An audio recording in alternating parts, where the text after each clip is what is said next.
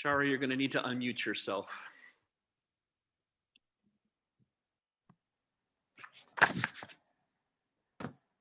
Let's take it from the top. In the name of God, who is infinite compassion and eternal mercy. Amen. In today's lesson from Deuteronomy, Moses is looking ahead to the promised land and the new prophet who will succeed him after he dies. God says through Moses in today's lesson, I will raise up for them a prophet like you from among their brothers. Fast forward to today's gospel. Finally, the righteous prophet promised by Moses has arrived. As God had said through Moses, I will raise up for them a prophet like you from among their brothers. And here he is, Jesus, the humble son of Mary. The lectionary creators draw the line from this Deuteronomy prophecy, among others, to point to its fulfillment in Jesus. But this prophet, Jesus, had the closest possible relationship with God, since he was God, the Word made flesh. In this gospel from Mark, Jesus has just gathered his disciples, and they immediately swoop into the synagogue at Capernaum on the Sabbath day to attend services. Jesus stands up to teach, and they marvel at his gravitas and authority. Then, by his sheer presence, he provokes the hornet's nest of an evil spirit who dwells in one of those who are present. Amazingly, this spirit recognizes him clearly for who he is. What have you to do with us, Jesus of Nazareth? Have you come to destroy us? I know who you are, the Holy One of God.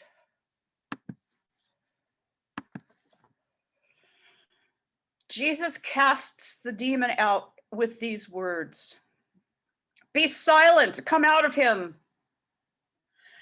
And the demon convulses the man, screams invective, and leaves the man, who no doubt collapses in the pew. To be clear, Jesus did not cast the man out, he cast the demon out. Jesus healed the man of his demons and darkness and returned him to his community. Jesus probably had a cup of coffee with him at coffee hour. By doing the exorcism, he began a process of healing for the entire community. Jesus did not exclude the man with the unclean spirit. He healed him and included him. This is our ministry. Our way in the world is to heal and include, not exclude. When I was first preparing to preach, I saw a parallel between these demons in the Capernaum synagogue and the demons of white supremacy, QAnon, and Christian nationalism, which inhabit our body politic. These demons have become very visible and bold, especially in recent weeks in their insurrection, their attempt to take over the Capitol. They carried Confederate, Jesus Saves, and Trump 2020 flags.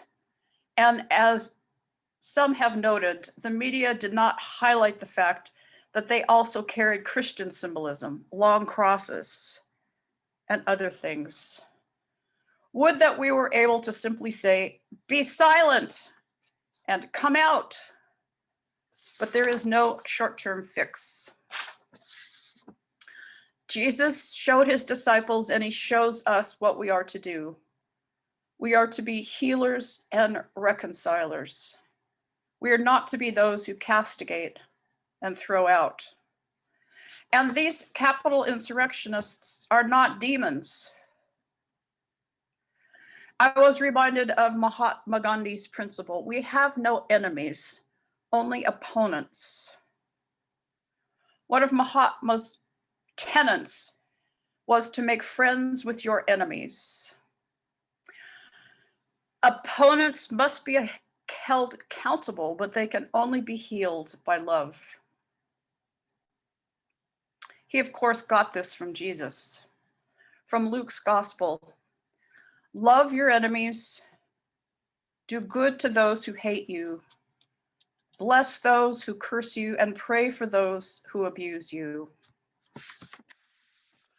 I have a story from Stories of the Spirit, Stories of the Heart. It's told by a man named Terry Dobson. And it's a first person story, so I will tell it in the first person. The train rumbled through the suburbs of Tokyo on a drowsy spring afternoon. My car was comparatively empty, a few housewives with their children in tow, and elderly couples going shopping. I gazed absently at the houses and hedgerows going by. At one station, the doors opened, and suddenly the afternoon was shattered by a man bellowing incomprehensible curses. He staggered into our car. He wore laborer's clothing, and he was big, drunk, and dirty. Cursing, he swung at a woman holding a baby. He missed, but the swing set her spinning. Luckily, the baby was unharmed. Terrified, one elderly couple jumped up and scrambled towards the other end of the car. The laborer aimed a kick at the retreating woman, but missed as she scuttled to safety. This so enraged the drunk that he grabbed the metal pole in the center of the car and tried to wrench it out of his stanchion. The train lurched ahead, the passengers frozen with fear. I stood up. I was young then, some 20 years ago, and in pretty good shape. I'd been putting in a solid 8 hours a day in Aikido training, and I felt pretty strong. I liked to throw and grapple. The trouble was, my skill was not tested in actual combat. As students of Aikido, we are not allowed to fight. Aikido, my teacher had said over and over, is the art of reconciliation. Whoever has a mind to fight has broken his connection with the universe. If you try to dominate people, you are already defeated. We study how to resolve conflict, not how to start it. I always listened to my teacher's words, and I tried hard. I even went so far as to cross the street to avoid the punks who lounged around the train station. My forbearance exalted me. I thought of myself as tough and holy. In my heart, however, I wanted an opportunity whereby I might save the innocent by destroying the guilty. This is it, I said to myself, getting to my feet. People are in danger, and if I don't do something fast, someone will get hurt. Seeing me stand up, the drunk recognized an opportunity to focus his rage. He roared, "Aha! A foreigner! You need a lesson in Japanese manners." I held on lightly to the commuter's strap overhead and gave him a slow look of disgust and dismissal. I planned to take this turkey apart, but he had to make the first move. I wanted him mad, so I pursed my lips and blew him an insolent kiss. "All right," he hollered, "you're gonna get a lesson." He gathered himself for a rush at me. A split second before he could move, someone shouted, "Hey!" It was earth-splitting, ear-splitting. I remember the strangely joyous, lilting quality of it, like if you and a friend were searching for something you had lost in your house and your friend suddenly stumbled on it. Hey! I wheeled to my left and the drunk to his right. We both stared down at a tiny little Japanese gentleman who must have been well into his 70s.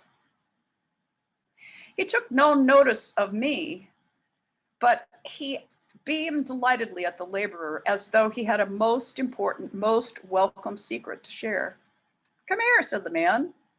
Come here and talk with me." The big man followed as if mesmerized. He planted his feet in front of the old gentleman and he roared, "Why the hell should I talk to you?" The drunk now had his back to me. If his elbow moved so much as a millimeter, I'd drop him in his socks. The old man continued to beam at the laborer. "What you been drinking?" he asked, his eyes sparkling with interest. "I've been drinking sake," the laborer bellowed at him, "and it's none of your business." "Oh, that's wonderful," the old man said. "Absolutely wonderful. You see, I love sake too. Every night, me and my wife, she's 76, we warm up a little bottle of sake and we take it out into our garden and we sit on an old wooden bench and we watch the sun go down and we look to see how our persimmon tree is doing. We were worried about it because of the ice storms last winter. My grandfather planted that tree. It's very gratifying to watch when we take our sake and go out to enjoy the evening, even when it rains." He looked up to the laborer, eyes twinkling. As the laborer struggled to follow the old man's conversation, his face began to soften. His fist slowly unclenched. "Yeah," he said, "I love persimmons too." His voice trailed off. "Yes," said the old man, smiling, "and I'm sure you have a wonderful wife." "No," replied the laborer. "My wife died." Very gently, swaying with the motion of the train, the big man began to say, "I don't got no wife. I don't got no home. I don't got no job. I'm so ashamed of myself." Tears rolled down his cheeks. Then the train arrived at my stop. As the doors opened, I heard the old man cluck sympathetically. My, he said, "that is a difficult predicament indeed. Sit down here and tell me about it." As I got out, I turned my head around for one last look. The laborer was sprawled on the seat, his head in the old man's lap. The old man was softly stroking his head. As the train pulled away, I sat down on a bench in the station. What I had wanted to do with muscle had been accomplished with kind words. I had just seen Aikido tried in combat, and the essence of it was love. I knew I would have to practice Aikido with an entirely different spirit.